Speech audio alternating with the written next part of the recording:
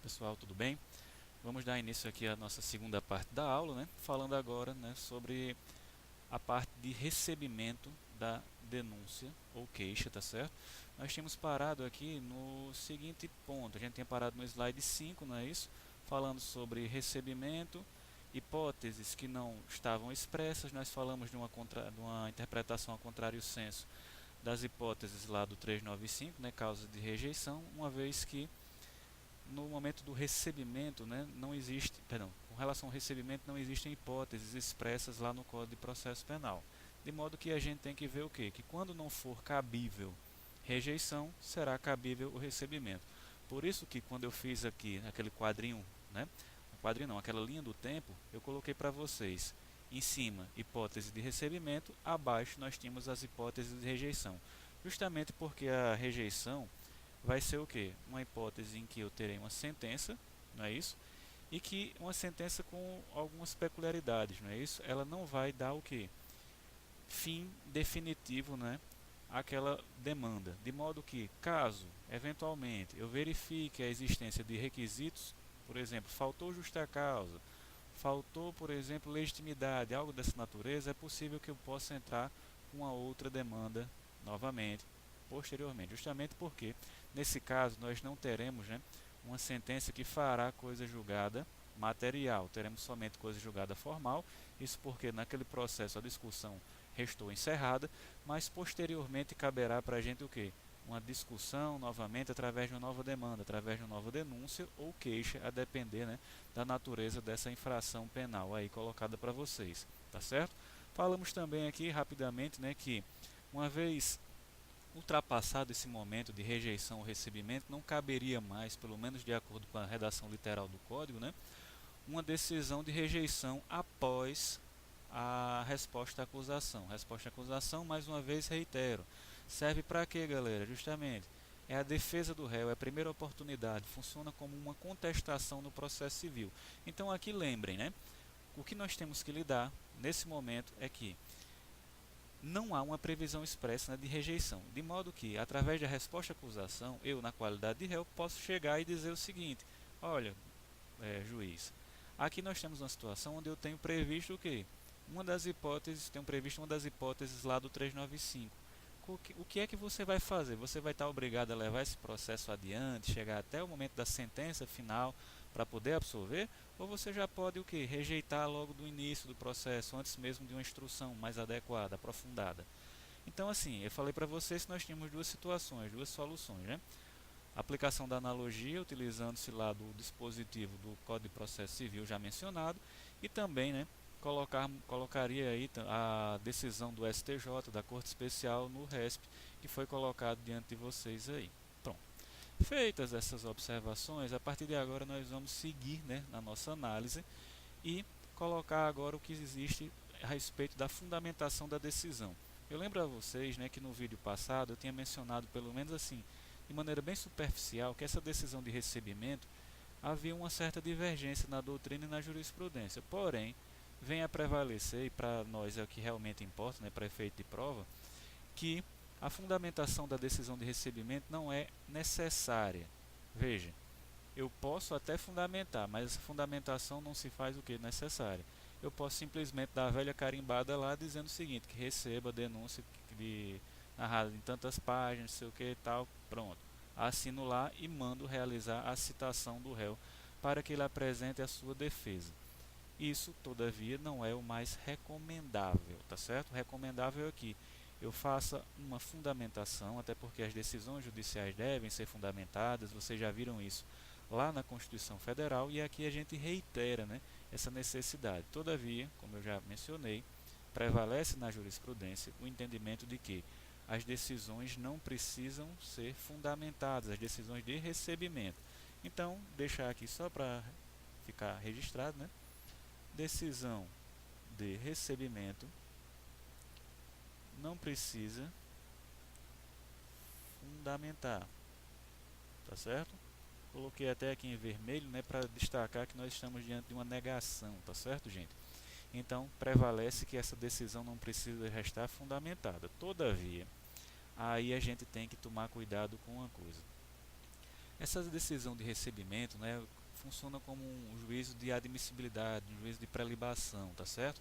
Essa decisão, portanto, que é colocada aqui, ela vai servir para quê? Para dizer que recebe, que entende que a peça inicial está adequada, tá certo? A formatação exigida lá no 41 do Código de Processo Penal e também que apresenta o quê? Todos os pressupostos, requisitos de existência e validade e condições da ação todos implementados. E com base naquela teoria da asserção, né, nós sabemos que tudo isso vai ser considerado com base só no que foi posto pela acusação. Fechado. Ponto. Todavia, certo? Aí a gente tem que tomar muito cuidado. Todavia, essa decisão de recebimento, né, apesar de haver essa divergência e prevalecer que não precisa ser fundamentada, caso eu venha a fundamentar, eu seja um juiz que gosta de colocar tudo bem bonitinho, de maneira adequada, gosto de colocar bem fundamentado, mas eu acabo extrapolando. Gente, percebam que se eu extrapolar nessa fundamentação, nós teremos um problema. O problema é o seguinte: imagina que aqui, nessa fundamentação do recebimento, eu já chamo o cara de culpado, que ele está tudo claro lá na denúncia, dizendo que ele deve ser condenado, que merece uma condenação, que ele é um bandido, que ele é isso, que é aquilo outro. Veja que aqui nós acabaremos incorrendo naquilo que se chama excesso de linguagem.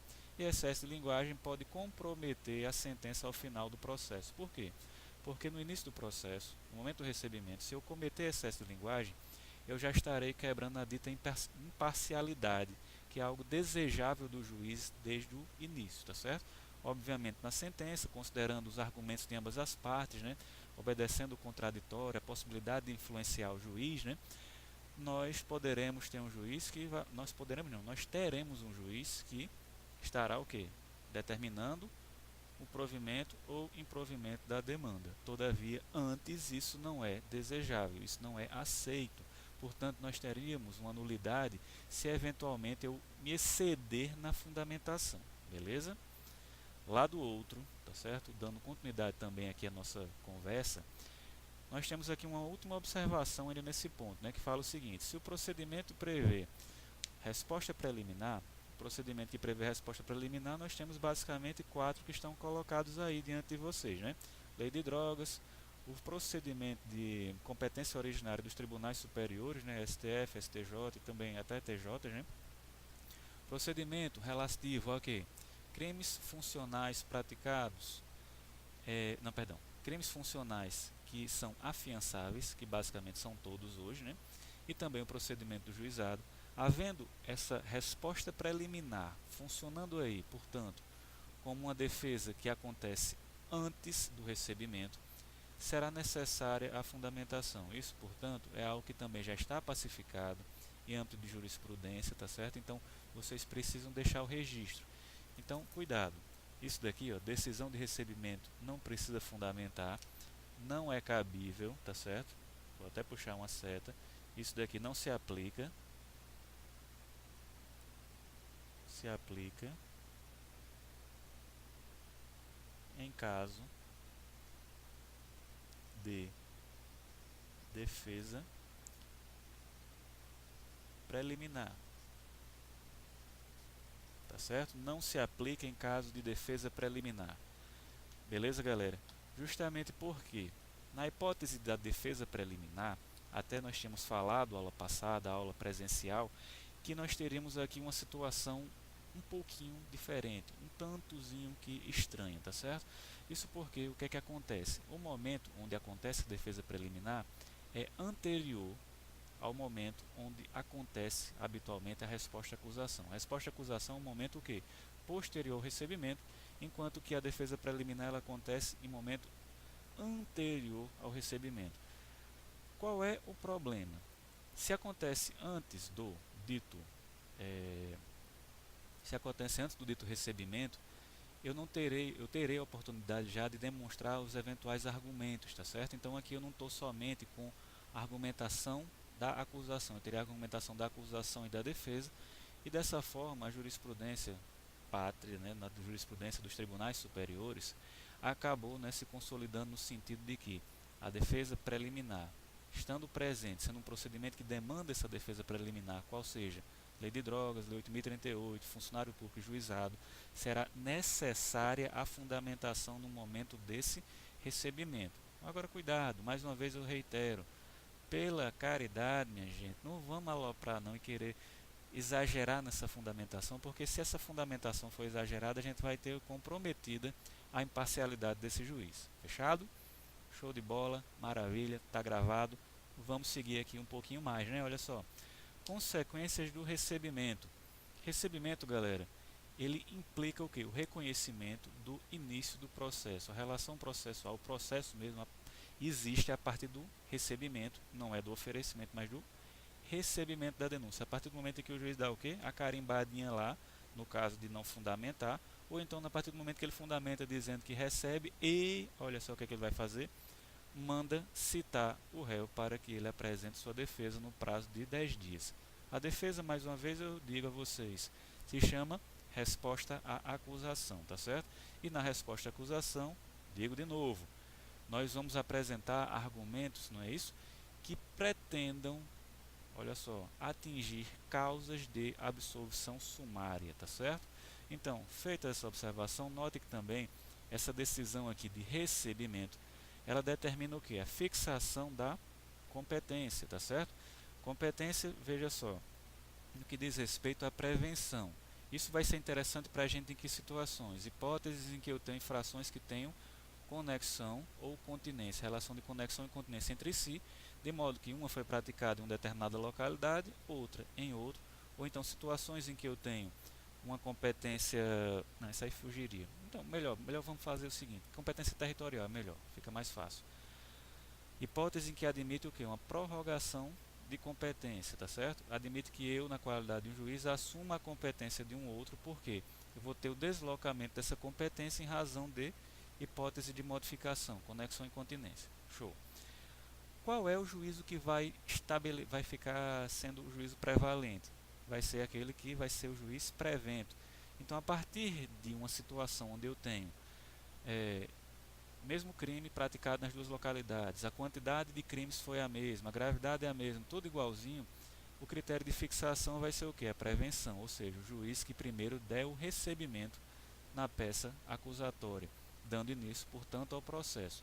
Aliado a isso, a gente também tem que lembrar o seguinte, o recebimento, segundo o Código Penal, implica para a gente o quê? Uma causa de interrupção da prescrição. Eu sei que vocês já estudaram essa matéria lá na disciplina de Direito Penal 2, mas aqui eu reitero algo que já foi falado. Galera, prestem bastante atenção. Nós temos o início da prescrição acontecendo em regra a partir de que momento? A partir do momento em que consuma-se a infração. Não é a partir do momento da ação, não é a partir do momento da execução da conduta, mas sim a partir da consumação. Então, consumou, inicia-se o prazo prescricional. Nós veremos esse prazo prescricional aonde? Lá naquela tabelinha que o Código Penal fornece a gente, lá no artigo 109, tá certo? Então, notem, o que é que vai acontecer? Vai transcorrer 1, 2, 3, 4, 5, 6 anos, tanto faz lá, tá certo? E vai ser interrompida essa prescrição, ou seja, zera, a partir do momento em que nós temos um juiz, tá certo, competente, decidindo pelo recebimento da denúncia ou da queixa. O processo vai ter a sua prescrição, o crime vai ter sua prescrição zerada e começa a transcorrer exatamente do mesmo jeito, tá certo? Até que período? Até a publicação da sentença condenatória recorrível, uma sentença definitiva, tá certo? Isso já foi visto nas aulas anteriores em que nós estudamos a parte da sentença, tá certo? Mas de todo modo aqui eu digo a vocês o seguinte: consequências do recebimento, as mais interessantes para nós. Recebo, mando citar, fixo a competência no caso de uma competência estabelecida pela prevenção e de quebra ainda tem o que? Interrupção da prescrição. Lembrando também mais um detalhe, se eu for um juiz incompetente, absolutamente incompetente, naquelas hipóteses em que não se admite a prorrogação da competência, percebam que nessa hipótese, por mais que eu venha a alegar, não, mas foi um juiz, foi um órgão investido de jurisdição, nós temos ali um processo que não é inexistente, mas ele é o que? Inválido, tá certo? O pressuposto de validade está ausente, tá certo? Nós não temos um processo válido, portanto a prescrição ela vai o que? Transcorrer regularmente numa hipótese de incompetência de natureza absoluta, tá certo? Fica aí, mais uma vez, algo que é digno de registro. Por isso está o quê? Colocado em uma outra cor no slidezinho de vocês. Eu sei que esse nosso slide ele é bem colorido, bem florido, né? Mas acreditem, não fiz à toa, tá certo? Se eu destaquei, grifei, coloquei em outra corzinha, é porque isso daí guarda uma relevância legal pra gente e vocês precisam deixar o que, ó, memorizado na cabecinha de vocês. Galera, olha só, a decisão de recebimento cabe recurso? Veja só, a gente tem que ficar atento, né, que nas hipóteses, a gente tem que ficar atento às hipóteses de cabimento do recurso em sentido estrito. Essas hipóteses de cabimento estão previstas aonde? Vamos lá dar uma olhada. Artigo 581 do Código de Processo Penal. A gente observou que no 581 nós tínhamos o quê? Primeiro inciso, da decisão, certo? Que não receber a denúncia ou queixa. Ou seja, a decisão de rejeição eu tenho rese. Mas a decisão que recebe, simplesmente nós não temos uma previsão legal. Ou seja, não cabe recurso. Agora veja, não cabe recurso, minha gente, não quer dizer que não caiba um meio de impugnação. Qual seria o nosso meio de impugnação por excelência? A gente tem sempre o habeas corpus. O habeas corpus ele é um bombril danado, é 1001 utilidades, desde que obviamente esteja em jogo a liberdade de locomoção do indivíduo, diretamente ou indiretamente. Está para perder a sua liberdade de locomoção. Existe a possibilidade de vir a perder essa liberdade de locomoção. Aí cabe habeas corpus, tá certo? Então notem, a decisão de recebimento, ela é, vamos lá, obviamente ela pode o quê? Transmitir aqui uma situação de constrangimento, tá certo? Queira ou não, eu vou ter a partir daquele momento instaurado uma ação penal contra a minha pessoa, tá certo? Então, queira ou não, a partir daí eu posso visualizar o cabimento de uma prisão preventiva, algo dessa natureza também, de modo que o habeas corpus também se transformaria numa hipótese, tá certo, de cabimento, certo, uma impugnação a essa decisão, beleza?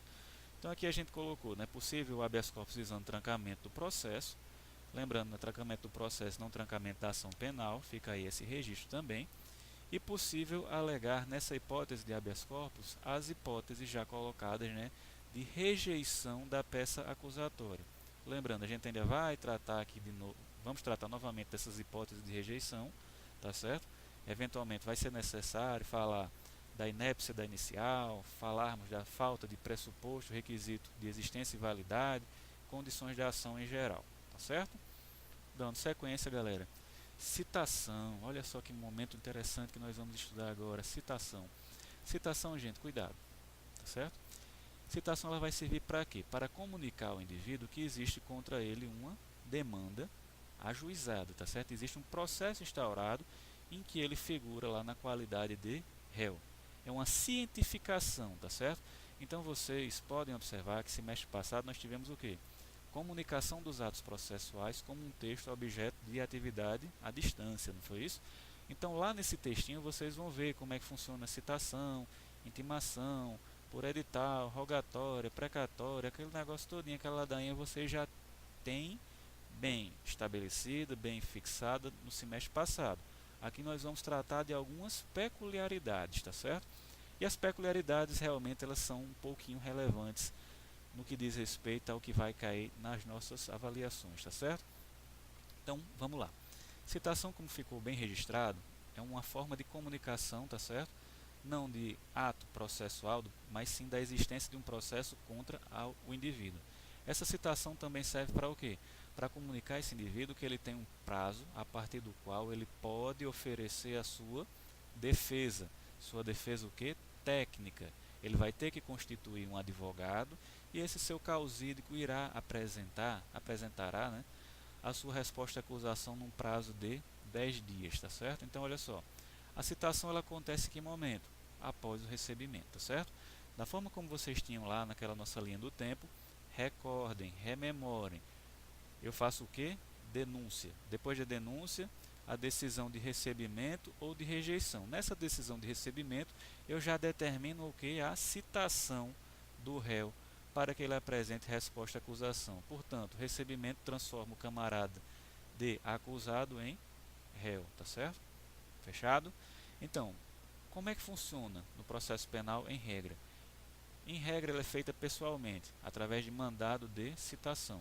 O oficial de justiça vai até a residência do indivíduo, aquela que consta da petição inicial, tá certo? Ou então dos autos de inquérito policial, seja lá onde for, e vai até aquele estabelecimento, aquela residência, para o quê? Comunicar àquele indivíduo de que contra ele existe o processo, que ele apresenta em 10 dias sua defesa. Excepcionalmente, esse camarada pode não ser encontrado, seja porque o local onde ele foi procurado não existia, seja porque aquele local que consta do processo não era mais a residência dele, ou simplesmente porque não encontrou mesmo, sumiu, se evadiu, tá certo? Então, nessas hipóteses, nós teremos o cabimento lá do artigo 366. E esse dispositivo, minha gente, é maravilhoso, sobretudo porque ele traz uma relação bem interessante com o direito penal também, tá certo? Lá em direito penal, provavelmente vocês estudaram, né, que nós tínhamos normas de natureza híbrida, tá certo? Sendo que preponderaria, né, para efeitos de estabelecer qual é a norma, né, que prepondera, a norma de natureza penal. Então fica aqui nosso registro sobre o artigo 366, um artigo bem interessante para a gente, que diz basicamente o seguinte: olha só, se o réu for procurado, não for encontrado, nós teremos o quê? A citação dele por edital. Edital de citação aqui, colocado no 366, vai implicar para a gente dois efeitos. Os dois efeitos colocados são bem simples, tá certo, galera? Um efeito é de natureza penal e o outro efeito é de natureza processual. Vamos começar com a parte que nos interessa mais. Nós temos um efeito de natureza processual, que é a suspensão do processo. E o de natureza material é a suspensão da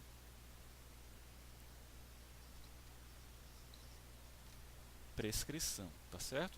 Então aí é a norma de natureza híbrida, eu tenho norma de natureza material e norma de natureza processual, e o 366 ainda nos diz o seguinte, ó: se o acusado, citado por edital, não comparece nem constitui advogado, tem que ter esse requisito, tá certo? Fica suspenso o processo e o curso do prazo prescricional. Agora, olha o detalhe, olha a peculiaridade que nós temos aqui. O juiz, certo? Ele pode determinar a produção antecipada de provas consideradas urgentes e, se for o caso, decretar a prisão preventiva com base na existência do disposto no 312. Então a gente tem duas possibilidades extras aqui, né? O juiz não fica totalmente parado, fica lá aguardando que nós tenhamos uma prescrição aqui, porque pode prescrever. Eu sei que nós temos a suspensão da prescrição, mas existe já uma orientação lá das cortes superiores no sentido de que a gente não pode ficar com o processo suspenso ad eterno, tá certo? E verificando-se a incidência da prescrição máxima combinada aqui esse delito, nós teremos o quê? Extensão da punibilidade também, tá certo? Isso é um entendimento mais consentâneo aí com os direitos humanos, com a segurança jurídica, tá certo? Devido ao processo legal, porque a gente não pode ter um processo parado aí eternamente, tá certo? Dito isso, vamos lá. Providências urgentes, não é isso? Provas de caráter urgente, ele pode determinar essa produção de provas.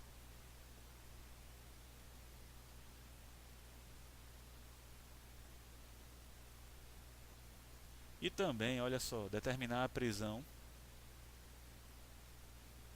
preventiva. Agora notem, prisão preventiva se e somente se verificadas as hipóteses previstas lá no artigo 312 e também lá nas hipóteses de cabimento previstas no 313. 312, mais uma vez, galera, o que é que fala pra gente? Garantia da ordem pública, garantia da ordem econômica, conveniência da instrução criminal, assegurar a aplicação da lei penal. E só vai caber isso em casos que tenhamos o quê? Crimes dolosos, punidos com pena superior a 4 anos e aquela ladainha toda lá do 313 que a gente já sabe como é que funciona. Tudo isso visto semestre passado, certo? Fechado? Então, olha só. A gente tem aqui a citação pessoal feita por mandado. Já falamos um pouquinho sobre a citação por edital e pasmem, tá certo? Em 2008 houve uma modificação, tá certo, da estrutura do nosso Código de Processo Penal, uma modificação já falada anteriormente em sala. Essa modificação implicou o quê? Uma alteração significativa, sobretudo no procedimento do júri, e aqui nós teremos que falar o quê? Que também foi admitida, né, no processo penal, atualizaram o Código de Processo Penal para trazer também do processo civil um instituto novo, Qual é o instituto novo? A citação por hora certa, tá certo? Lá no 362 fala o seguinte, que serão aplicadas, tá certo, as disposições estabelecidas no 227 a 229 do antigo Código de Processo Civil. Hoje nós temos dispositivos diferentes, tá certo? Mas o instituto permanece, autorizando que o indivíduo, né, seja citado por hora certa na eventual hipótese em que o oficial de justiça se dirige até a casa, se dirige até a residência dele e verifique que ele está se ocultando para não ser o que? Citado. É aquela historinha que eu já mencionei, né? Chega lá, quem é? O cara vai e diz, é oficial de justiça. Tô não. O oficial de justiça vai saber que ele está se ocultando para não ser citado. Vai mais algumas vezes lá, né? E depois certifica aquilo nos autos e nós teremos uma citação que será considerada real. Citação ficta propriamente dita é a citação por edital, que inclusive traz aqueles efeitos, né, de suspensão do processo do prazo prescricional já previstos aí no 366. Show? Maravilha? E galera, olha só, agora nós vamos falar da revelia. Revelia, galera, é diferente daquilo que vocês viram no processo civil. Lá vocês aprenderam que a revelia implicava, dentre outros efeitos, a dita confissão ficta. Até porque lá no processo civil nós estamos tratando em regra de direitos disponíveis, não é isso? A gente está tratando de patrimônio muitas vezes.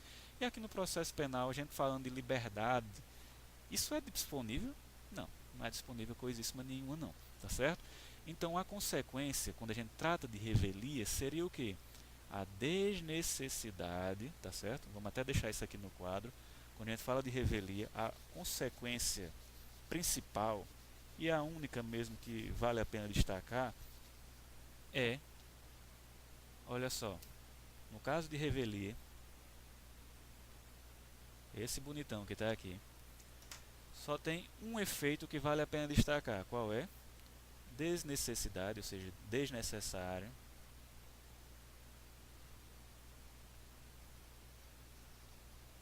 de intimação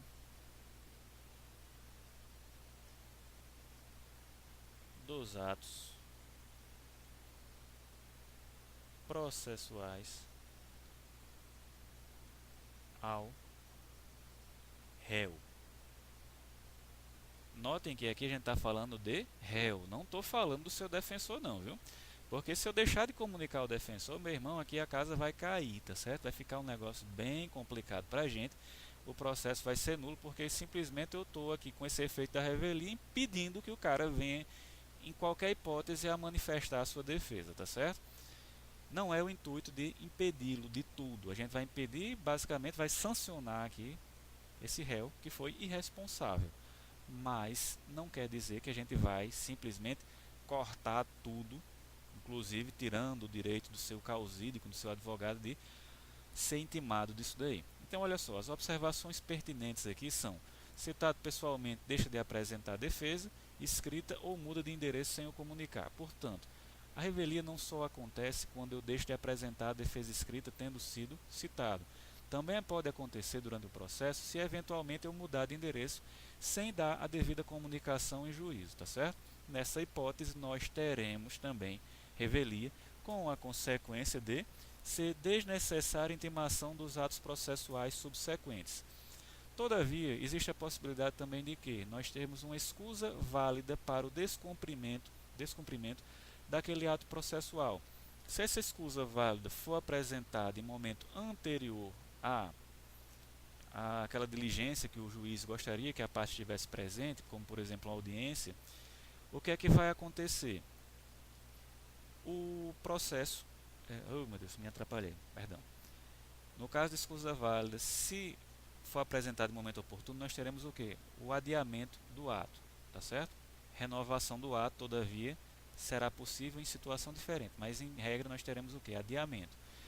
Se, todavia, o prazo para o ato se exauriu,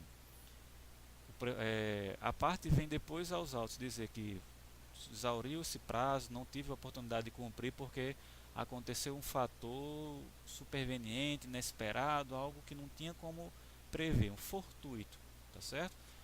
O juiz, verificando a idoneidade daquele argumento, tá certo? A verossimilhança do argumento, ele pode o quê?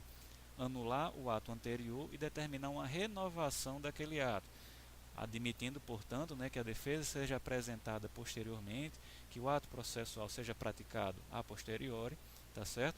E, obviamente, renovando-se aquela oportunidade, tá certo? Então, nós temos na hipótese aqui de revelia a possibilidade de ser apresentada uma escusa válida antes do ato e o ato ser adiado, ou apresentada após o ato seria anulado e nós renovaríamos ele, tá certo? Fechado? Efeito da revelia foi colocado aqui para vocês, né? Destacado. Coloquei todo bonitinho, amarelinho, um grifadorzinho aqui, bacana, né? Desnecessidade de intimação. Só que, meu Deus, né? Lá vem mais um detalhe.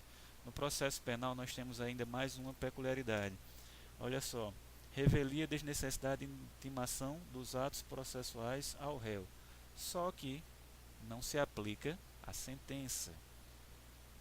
Isso daqui, tá certo? Tá aqui já bem destacado para vocês. Não se aplica a sentença. Por que não se aplica a sentença? Galera, porque vocês vão estudar comigo mais adiante, quando a gente for falar de recursos, que na fase de recursos o réu ele tem o que? Capacidade postulatória para interposição de recurso. O que quer dizer isso? Basicamente, já tinha falado para vocês, né, que a peça do recurso no processo penal ela é composta de dois momentos distintos, duas peças basicamente, a peça de interposição e a peça das razões, tá certo? Tanto que quando um dia vocês forem advogar, quando um dia vocês forem ser submetidos a uma prova, um exame lá para carreira do Ministério Público, vocês vão observar a necessidade de realizarem duas peças, a interposição e as razões. Lembrando que a interposição, como eu coloquei aqui, fiz questão de destacar, ela pode ser apresentada pelo indivíduo que não tem o que? Formação jurídica, pelo indivíduo que, na qualidade de réu, simplesmente não é advogado, mas ele pode manifestar o seu desejo de interpor um recurso. O juiz vai intimá-lo dessa sentença condenatória, e lá ele vai se manifestar dizendo: eu tenho interesse em recorrer. Se o advogado dele, porventura, não apresenta esse interesse em recorrer, o que é que ele vai fazer?